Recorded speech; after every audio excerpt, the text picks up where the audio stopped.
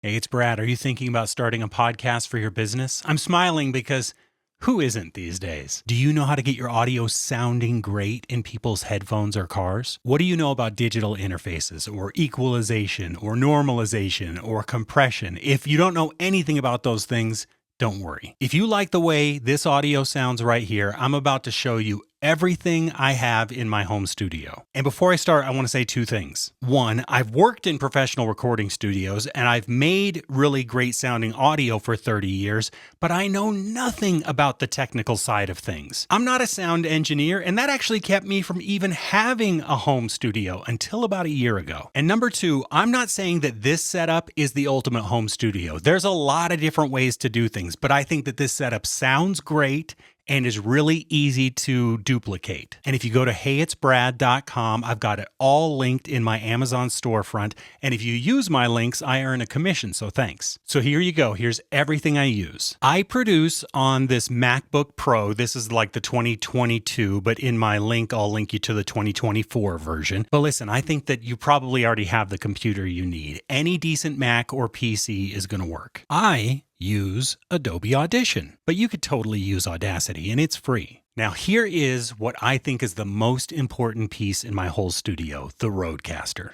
I connect my microphone into my computer with the RODECaster Duo, and it's what gives my microphone this sound you're hearing right now. I didn't do anything else to this audio. If you're planning on only having one or two people on your podcast, then this RODECaster Duo will work. But listen, really think about this, because if you ever want to have 3 or 4 people in studio on the show with you at the same time, you're going to need the RODECaster Pro 2. I know this thing might look a little intimidating, and it can be if you dig in really far, but I don't dig in really far. You just tell the RODECaster which microphone you're using, and it's going to dial in the best sound settings without needing a bunch of technical studio knowledge. Okay, let's talk about this microphone. This is the Shure SM7B. If you watch podcast videos online, you'll probably see this microphone more than any other. I've got it hooked up to this Gator Frameworks desk-mounted boom stand. You don't see a whole bunch of cords because they are built inside of this boom stand. That keeps the setup looking super clean. Okay, if you want to save some money on a microphone, check this out. This is the Shure SM57. Do you recognize these? It kind of looks like a church microphone.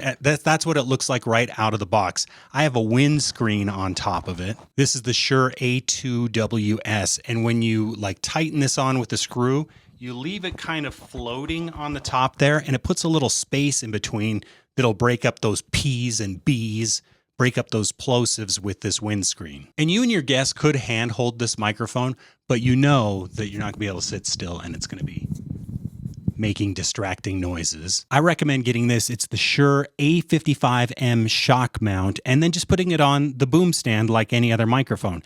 And the shock mount makes it so that when you move things around, you don't hear like the dunk, dunk, dunk, dunk, dunk on the microphone. You'll need an XLR cable for each microphone. I use this brand Pig Hog. They're built really well. Just think about how long you need them to be for your space. Headphones. This is great news because these are an industry standard. You'll see them on so many podcast videos.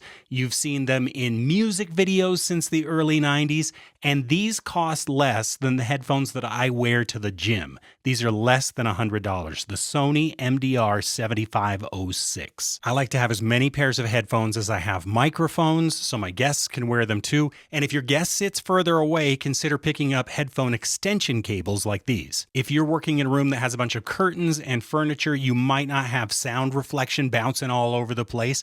But if you're in a room that has flat walls or windows or tile floors, you're going to want some sound treatment. I use these studio foam wedges. There are cheaper ones out there, and some people hang up like egg crates. I went with this premium foam, 1, because it looks great, and 2, because it's 2 inches thick, and it works better for somebody like me who's not trained in treating a room. It just sucks up that reflection sound. I'm almost done. 2 more things. This is a metal screen pop filter from Gator Frameworks.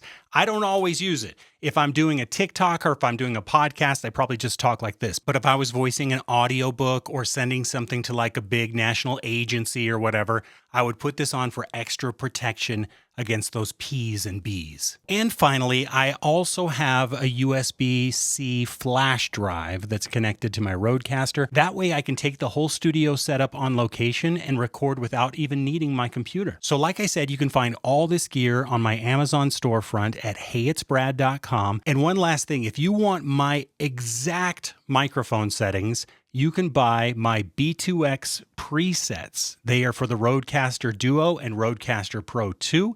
And you can find that link also at heyitsbrad.com. Thanks for watching. Good luck getting started with your podcast.